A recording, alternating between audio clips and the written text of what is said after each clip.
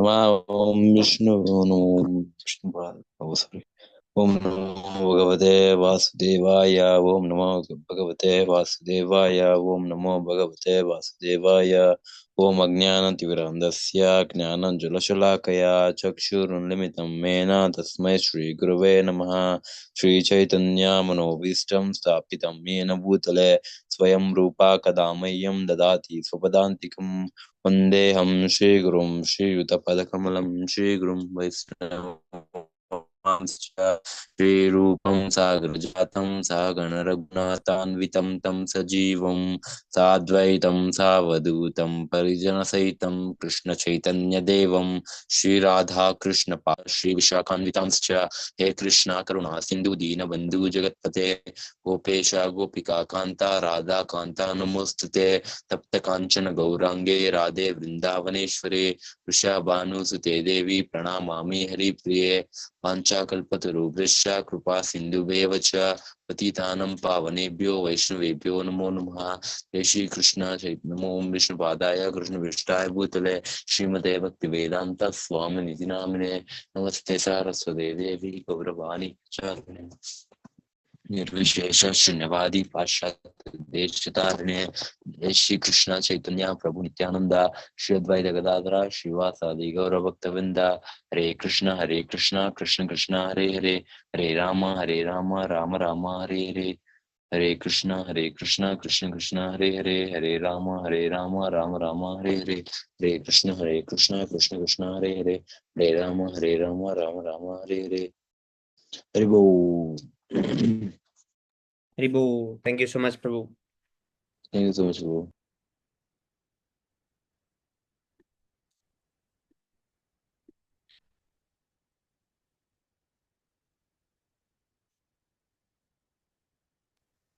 Very nice editing, Prabhu. Oh, thank you, Prabhu. Jai Shri Prabhupada. That's true. What is today? Is this? 1 second. Deliverance. Like Yes. deliverance of demon, You Bahuma want to Sura. start, Like, Prabhu? Or Dharani no, Prabhu? I'm not sure if Dharani Prabhu is free. Read, but you can start also, Vivek Prabhu. yes, I think Krishna is marrying 1,000 girls after delivering the Bahuma Sura. Oh, what? 1,000 wives. I didn't hear. Krishna is going to marry 1,000 wives after Oh, yes, Prabhu. last yesterday we read at last of Yes, Prabhu. Yesterday was the 5 queens. hmm,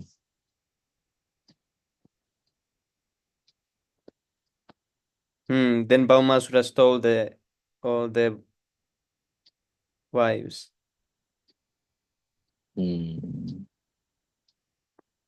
yes, Okay. bro. Today you can go, bro. You can read or Dharani, bro. Even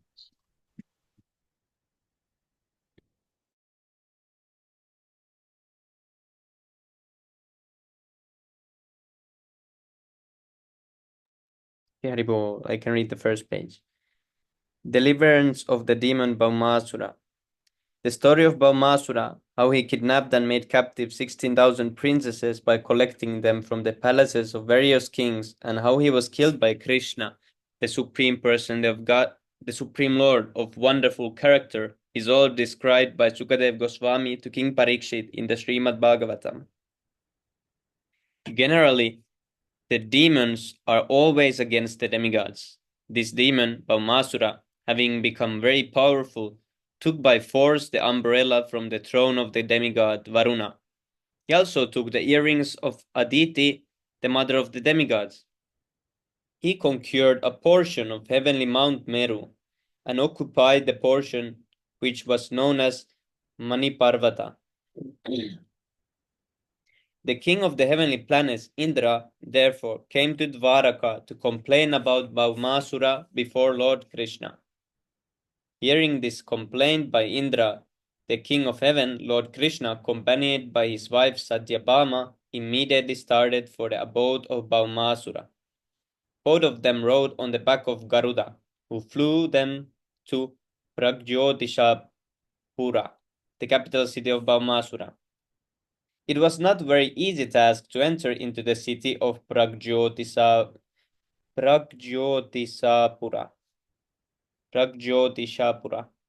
because it was very well fortified.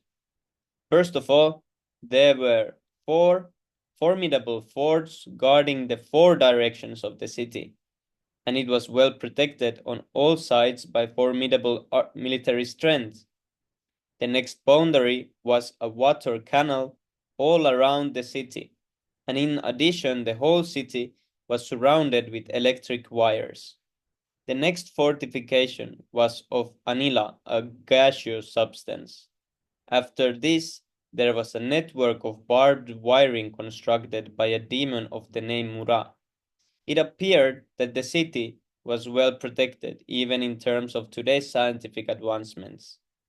When Krishna arrived, he broke all the forts to pieces by the strokes of his club, and the military strength scattered here and there by the constant onslaught of the arrows of Krishna.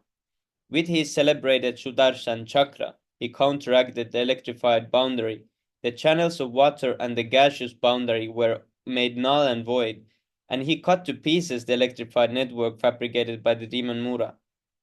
By the vibration of his conch shell, he not only broke the hearts of great fighters but also the fighting machines which were there. Similarly, the walls around the city were broken by his invisible club. Garibol, Prabhu, you can continue from this part. Okay, bro.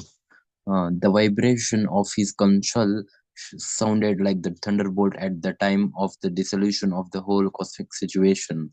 The demon Mura heard the vibration of the conchal, awakened from his sleep, and personally came out to see what had happened. He had 5 heads and had long been living within the water. The Mura uh, demon was a brilliant as the sun at the time of the dissolution of the cosmic manifestation, and his temper was like blazing fire. The effulgence of his body was so dazzling that it was difficult to see him with open eyes.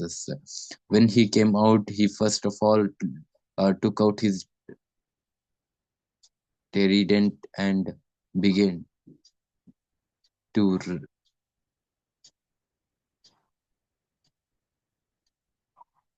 okay began to rush the supreme personality of Godhead. The onslaught of the demon Mura was like a big snake attacking Garuda. His angry mood was very severe, and he appeared ready to um, de- devour the three worlds. First of all, he attacked the carrier of Krishna Garuda by whirling his trend, and he began to vibrate sounds through his 5 faces like the roaring of a lion. The roaring produced by the vibration of his mouth spread all over the atmosphere until it extended not only all over the world but also into outer space, up and down, and out to the 10 directions. In this way, the sound was rumbling throughout the whole universe. Lord Krishna saw the trident of the Mura demon was gradually rushing toward his carrier Garuda. Immediately, by a trick of his hand, he took 2 arrows and threw them toward the trident, cutting it to pieces. Simultaneously, using many arrows, he praised the mouths of the demon Mura when he saw himself outmaneuvered maneuvered by the Supreme Personality of Godhead. The Mura demon immediately began to strike him in great anger with his club. But Lord Krishna, with his own club, broke the club of Mura to pieces before it could reach him. The demon, bereft of his weapon, decided to attack Krishna with his strongest arms, but by the aid of his Sudarshan Chakra, Krishna immediately separated the demon's 5 heads from his body. The demon then fell into the water just as the peak of a mountain falls into the ocean after being struck by the thunderbolt of Indra. And this demon Mura had even 7 sons named Tamara, Antariksha, Sarvana Vibhu Vibhavasu Vasu Nabhav, Swan, and Aruna. All of them became puffed up and vengeful like that, because of the death of their father. And in order to retaliate, they prepared in great anger to fight with Krishna. They occupied themselves with necessary weapons and situated Pitta, another demon, to act as commander in the battle. By the order of Bhaumasura, all of them uh, combinedly attacked Krishna. When they came before Lord Krishna, they began to shower him with many kinds of weapons like swords, clubs, lances, arrows, and tridents.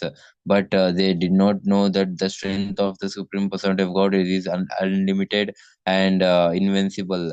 Krishna, with his arrows, cut all the weapons of the men of Bhaumasura into pieces like grains. Krishna then threw his weapons, and Bhaumasura's commander-in-chief, Pita, along with his assistants, fell down. Their military dress cut off, and their heads, legs, arms, and things served.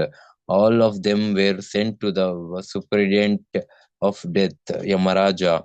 Bhaumasura was also known as Narakasura, for he happened to be the son of the earth personified. When he saw that all his soldiers, commanders, and fighters were killed on the battlefield by the strokes of the weapons of the personality of Godhead, he became exceedingly angry at the Lord. He then came out of the city with great number of elephants who had all been born and brought up on the seashore.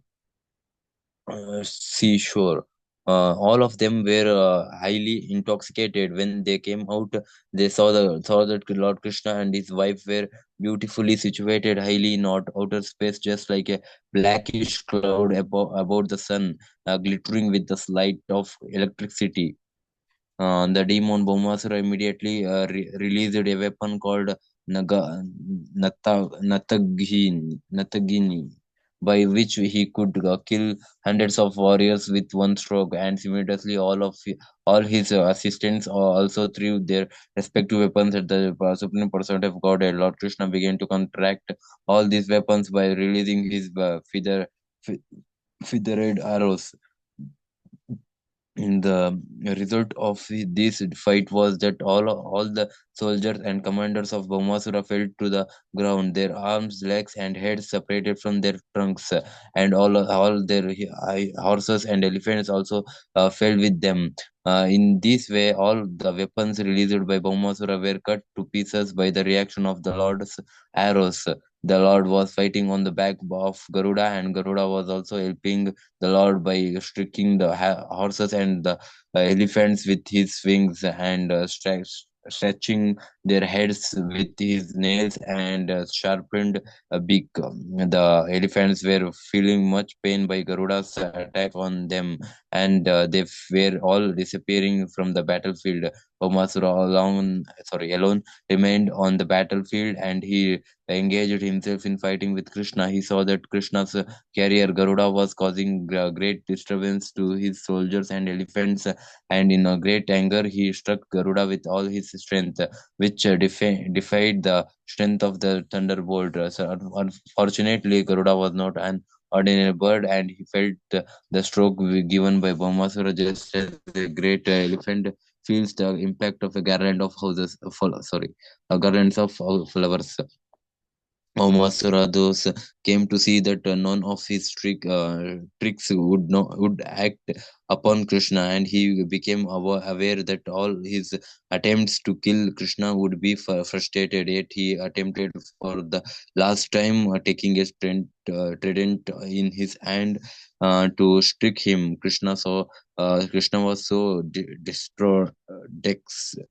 dexterous that before Bhaumasura could touch his gradient, his head was cut off by the sharp Sudarshan chakra. His head, emulated by earrings and helmet, fell down on the battlefield. On the occasions of Bhaumasura's being killed by the Lord Krishna. All the demons' relatives began to scream in disappointment, and the saintly person began to glorify the chivalrous, what? Chivalrous activities of the Lord. Taking this opportunity, the uh, designs of the ensigns, ensigns of the heavenly planets began to shower flowers on the Lord. At this time, the earth personified appeared before Lord Krishna and greeted him with a garland of Vijayanti jewels. She also returned the dazzling earrings of Aditi, bedecked with jewels and gold. She also returned the umbrella of Varuna, along with another valuable jewel, which she presented to Krishna. After this, the earth personified began to offer her prayers to Krishna, the supreme personality and master of the world, who is always worshipped by very exalted demigods. She fell down in obeisances and in great devotional ecstasy began to speak.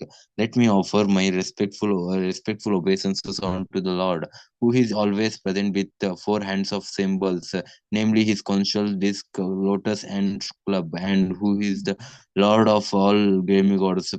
Please accept my respectful obeisances unto you, my dear Lord. You are the super soul, and in order to satisfy the appreciation of your devotees, you descend on the earth in your various transcendental incarnation, which are just appropriate to the devotees' worshipful desire. Kindly accept my respectful obeisances, my dear Lord. The lotus flower is grown out of your navel, and you are always decorated with a garland of lotus flowers.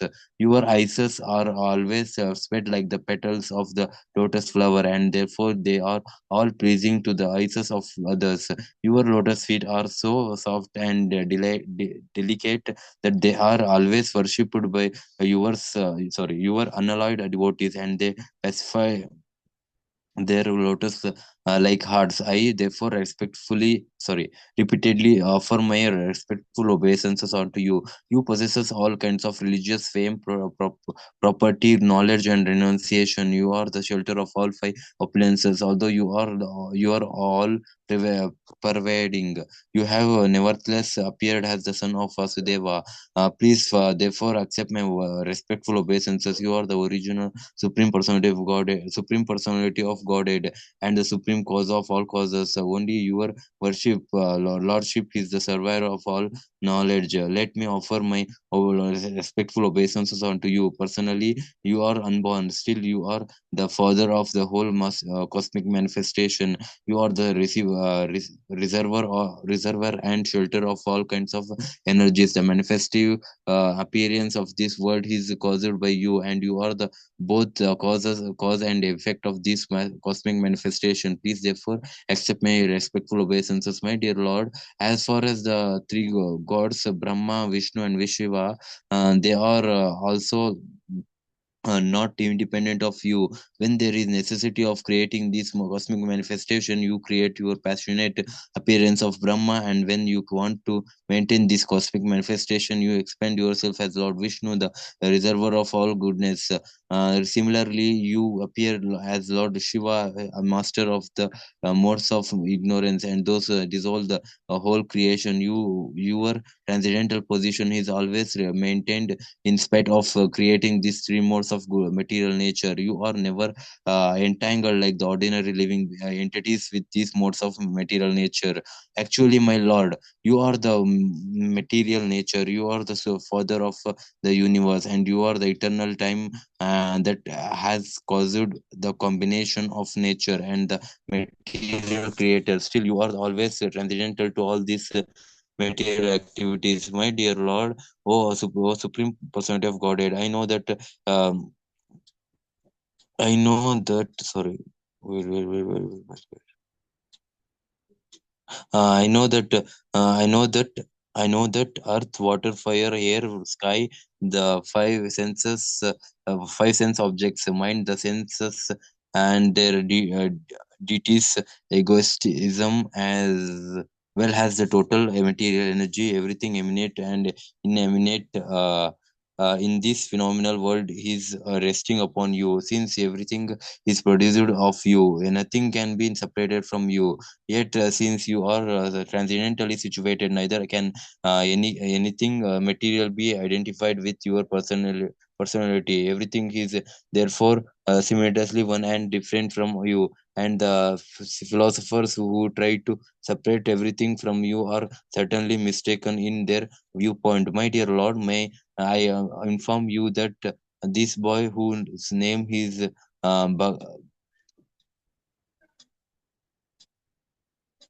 Bhagada, but Bhagadatta,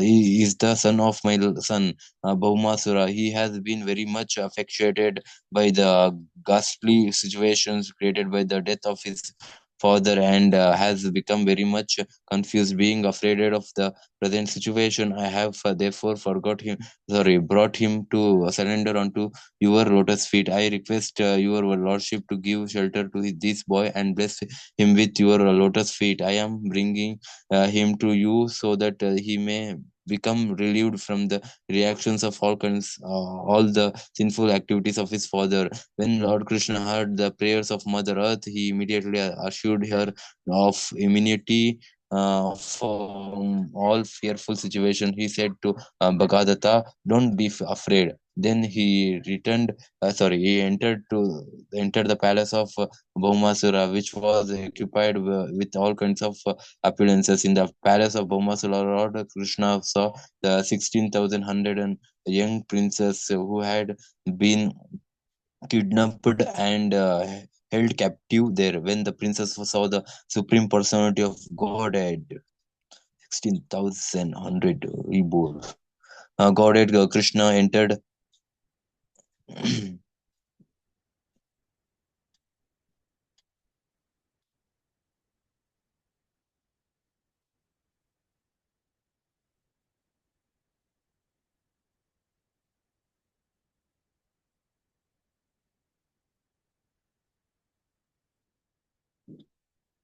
Haribol Jaikan Prabhu. Can you, if you able to read, you can read, Prabhu. Yes, sure. Hare Krishna, Prabhu, please accept my humble obeisances, all glories. Krishna Prabhu, please remember Vaishnava Yes. Bhagavad. Sorry, Prabhu, I didn't see you, so I'm reading. Yes, this is my second reading session I've joined in. Yes, thank you, Prabhu. Thank you for joining. Yeah, you can continue, Prabhu. Ribol. Could you go to the previous line? Yes. So I can start from. Yeah. Yes, when the princesses saw the Supreme Personality of Godhead Krishna enter the palace, they immediately became captivated by the beauty of the Lord and prayed for his causeless mercy. Within their minds, they decided to accept Lord Krishna as their husband without any hesitation. Each one of them began to pray to Providence that Krishna might become her husband. Sincerely and seriously, they offered their hearts to the lotus feet of Krishna with an unalloyed devotional attitude. As the supersoul in everyone's heart, Krishna could understand their uncontaminated desire and he agreed to accept them as his wives. Thus, he arranged for suitable dresses and ornaments for them, and each of them, seated on a palanquin, was dispatched to Dwarka city. Krishna also collected unlimited wealth from the palace, along with chariots, horses, jewels, and the treasure. He took from the palace 50 white elephants, each with 4 tusks, and all of them were dispatched to Dwarka. After this incident, Lord Krishna and Satyabhama entered Amaravati, the capital of the heavenly planet, and they immediately entered the palace of King Indra and his wife Sachi Devi, who welcomed them. Krishna then presented Indra with the earrings of Aditi. When Krishna and Satyabhama were returning from the capital city of Indra, Satyabhama remembered Krishna's promise to give her the plant of the Parijata flower. Taking the opportunity of having come to the heavenly kingdom, she plucked the Parijata flower and kept it on the back of Garud. Once Narad took a Parijata flower and presented it to Krishna's senior wife, Sri Rukmini Devi. On account of this, Satyabhama developed an inferiority complex. She also wanted a flower from Krishna. Krishna could understand the competitive womanly nature of his co-wives, and he smiled. He immediately asked Satyabhama, "Why are you asking for only one flower? I would like to give you a whole tree of Parijata flowers." Actually, Krishna had purposely taken his wife Satyabhama with him so she could collect the Parijata with her own hand. But the denizens of the heavenly planet, including Indra, became very irritated. Without their permission, Satyabhama had plucked a Parijata flower, which is not to be found on the earth planet. Indra, along with other demigods, offered opposition to Krishna and Satyabhama for taking away the plant. But in order to please his favorite wife Satyabhama, Krishna became determined and adamant. So there was a fight between the demigods and Krishna. As usual, Krishna came out victorious and he triumphantly brought the Parijata flower plant chosen by his wife to the earth planet, to Dwarka. After this, the plant was installed in the palace garden of Satyabhama. On account of this extraordinary tree, the garden house of Satyabhama became extraordinarily beautiful. As the Parijata plant came down to the earthly planet, its fragrance of the flower also came down, and the celestial swans also migrated to this earth in search of its fragrance and honey. King Indra's behavior towards Krishna was not very much appreciated by great sages like Sukdev Goswami. Out of his causeless mercy, Krishna had gone to the heavenly kingdom, Amravati, to present King Indra with his mother's earrings, which had been lost to Bhumasura, and Indra had been very glad to receive them. But when a flower plant from the heavenly kingdom was taken by Krishna, Indra offered to fight with him. This was self-interest on the part of Indra. He offered his prayer, tipping down his head to the lotus feet of Krishna. But as soon as his purpose was served, he became a different creature. That is the way of the dealings of materialistic men. Materialistic men are always interested in their own profit. For this purpose, they can offer any kind of respect to anyone. But when their personal interest is over, they are no longer friends.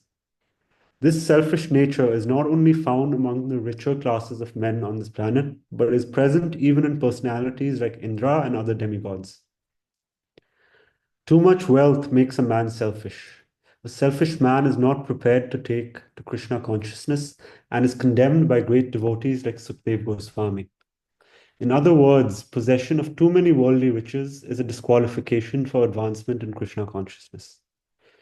After defeating Indra, Krishna arranged to marry the 16,100 girls brought from the custody of Bhumasura by expanding himself in 16,100 forms. He simultaneously married them in different places in one auspicious moment. He thus established the truth that Krishna and no one else is the Supreme Personality of Godhead. There is nothing impossible, for Krishna is the Supreme Personality of Godhead. He is all powerful, omnipresent, and imperishable. And as such, there is nothing wonderful in this pastime. All the palaces of the more than 16,000 queens of Krishna were full with suitable gardens, furniture, and other paraphernalia, of which there is no parallel in this world. There is no exaggeration in the story from Srimad Bhagavatam. The queens of Krishna were all expansions of the goddess of fortune, Lakshmi Ji. Krishna used to live with them in different palaces, and he treated them in exactly the same way as an ordinary man treats his wife. We should always remember that the Supreme Personality of Godhead, Krishna, was playing exactly like a human being. Although he showed his extraordinary opulences by simultaneously marrying more than 16,000 wives in more than 16,000 palaces, he behaved with them just like an ordinary man, and he strictly followed the relationship between husband and wife required in ordinary homes. Therefore, it is difficult to understand the characteristics of the Supreme Brahman, the personality of Godhead. Even demigods like Brahma and others are unable to probe into the transcendental pastimes of the Lord. The wives of Krishna were so fortunate that they got the Supreme Personality of Godhead as their husband, although their husband's personality was unknown even to demigods like Brahma. In their dealings as husband and wife, Krishna and his queens would smile, talk, joke, embrace, and so on. And their conjugal relationship ever increasingly developed. In this way, both Krishna and the queens enjoyed transcendental happiness in their household life. Although each and every queen had thousands of maidservants engaged for her service, the queens were all personally attentive in serving Krishna. Each one of them used to receive Krishna personally when he entered the palace. They engaged in worshipping him seated on a nice couch, presenting him with all kinds of worshipful paraphernalia, washing his lotus feet in the Ganges water, offering him betel nuts, and massaging his legs. In this way, they were giving him relief from the fatigue of being away from home. They saw to fanning him nicely, offering him fragrant essential floral oil, decorating him with flower garlands, dressing his hair, and asking him to lie down to take rest, bathing him personally and feeding him nice, palatable dishes. All these things were done by each queen herself. They did not wait for the maidservants. In other words, Krishna and his different queens displayed on this earth an ideal household life. Very bold. Thank you so much, bro. Thank you so much, Haribol. Haribol. Those ends the Bhakti Vedanta purport of the second volume, fourth chapter of Krishna, the deliverance of the demon rose. Bhaumasura. Haribol. Thank you so much, Prabhu.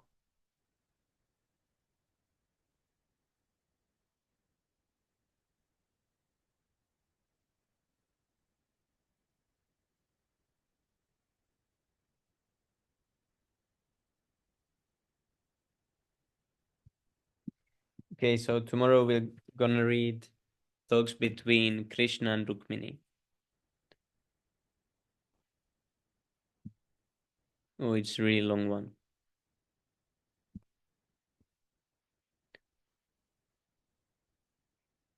Very bold. Okay, we'll try to read it tomorrow. Haribol. Hare Krishna Kapil Srivastava Prabhu. Hare Krishna, Kapil Prabhu, Tandat Pranam. Jai Shri Prabhupada.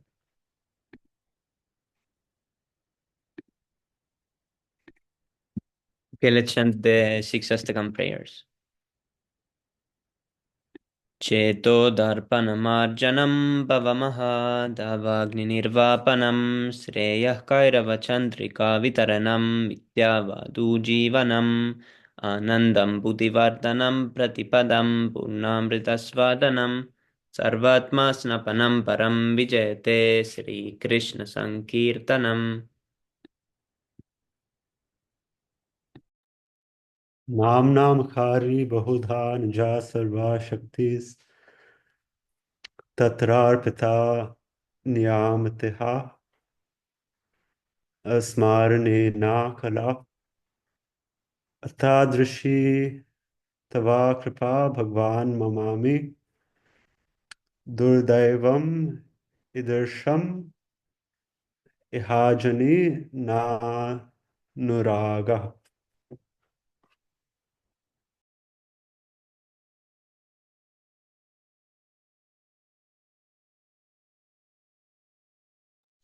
Very nice, bro. ऋणादपि सुनिचेन तरोरपि सहिष्णुनामानि नमानदेन कीर्तनीय सदा हरि. नतनं न चनं न सुन्दरीं कवितां वा जगदीशकामये मम जन्मनि जन्मनीश्वरे भवताद्भक्तिरहैतुकी त्वयि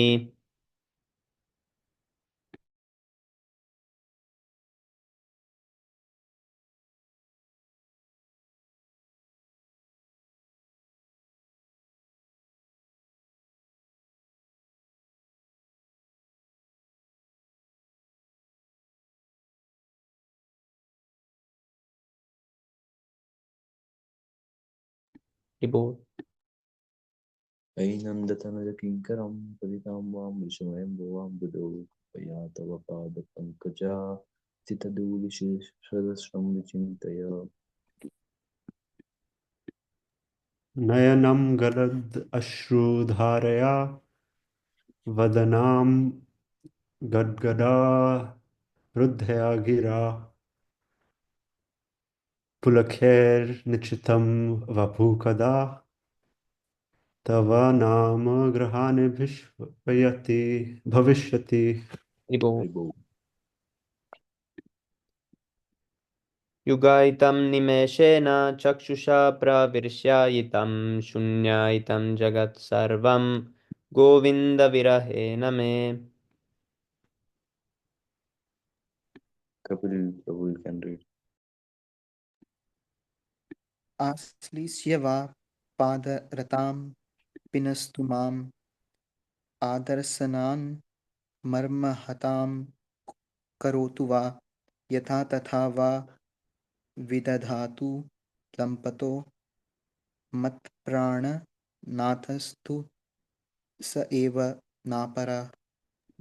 Ribu, glory to the Sri Krishna Sankirtan, which cleanses the heart of all the dust accumulated for years and extinguishes the fire of conditional life of repeated birth and death. The Sankirtan movement is the prime benediction for humanity at large because it spreads the rays of the benediction moon. It is the life of all transcendental knowledge. It increases the ocean of transcendental bliss, and it enables us to fully taste the nectar for which we are always anxious.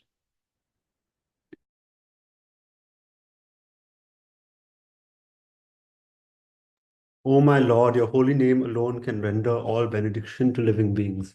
And thus you have hundreds and millions of names, like Krishna and Govinda. In these transcendental names, you have invested all your transcendental energies.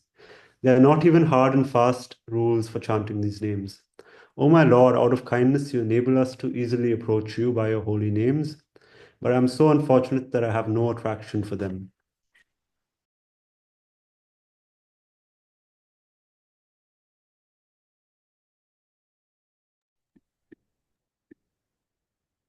One should chant the holy name of the Lord in a humble state of mind, thinking oneself lower than the straw in the street.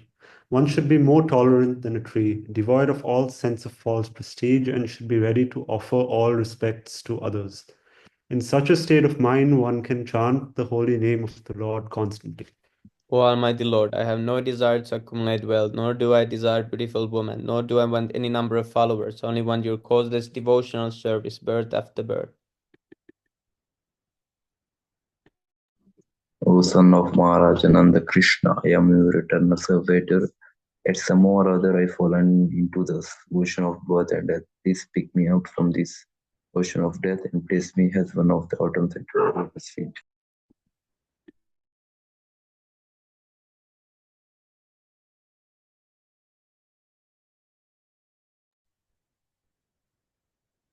O my Lord, when will my eyes be decorated with tears of love flowing constantly when I chant your holy name?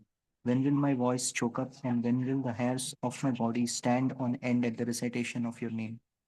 O Govinda, feeling our separations, I'm considering a moment to be like 12 years or more. Tears are flowing from eyes like torrents of rain, and I'm feeling all vacant in the world in your absence. And now you can read Jagan 1.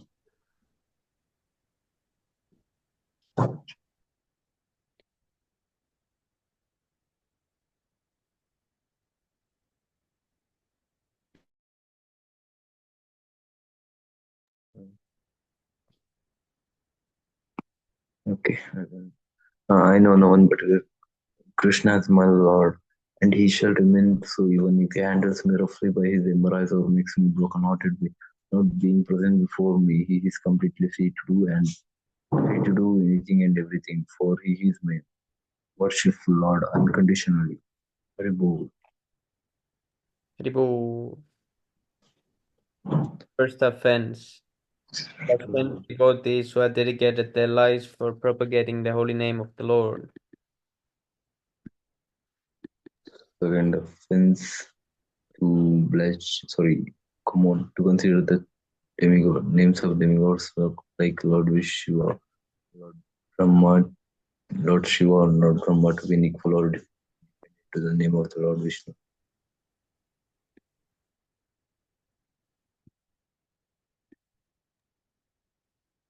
To disobey the orders of a spiritual master. Or, yes, Prabhu. And it continues like to disobey the orders of the spiritual master or consider him as an ordinary person. But it's missing from here. Ah, okay, okay, sorry, I didn't. Notice. It's okay, Prabhu, because it's missing there. They should have added it.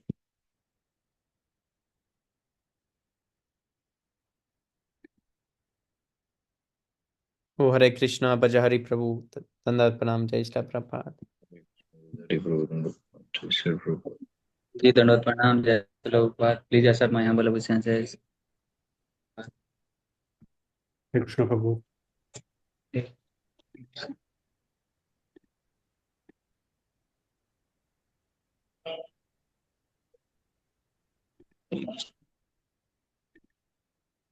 Who will read? Almost finished. Yes, Prabhu. We are reading the offenses. Yes, Prabhu. Yeah, the fourth one. Okay. To blaspheme, fourth offense to blaspheme the Vedic scriptures or scriptures in pursuance of the uh, Vedic version. Yes, Prabhu. Prabhu, your lecture was really nice. I was watching it also. Yes, Prabhu. It was very nice. Even What, bro? your lecture was so nice that I could even understand this language.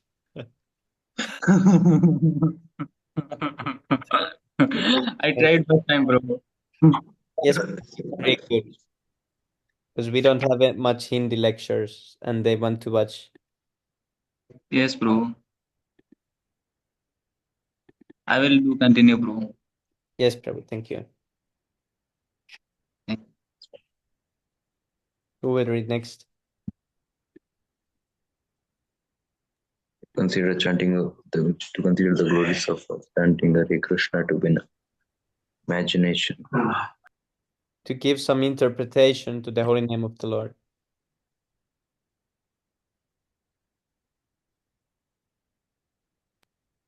To commit sinful activities on the chanting of holy name.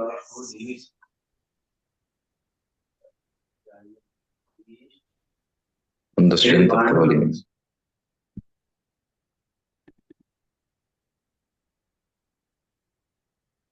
Eighth offense to consider the chanting of the Hare Krishna as one of the auspicious spiritual activities which are offered in the Vedas as productive activities, karma kanda.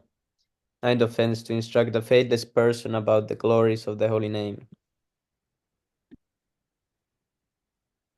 Do not have complete faith in the chanting of holy name and to maintain the material attachments even after understanding so many instructions on this matter.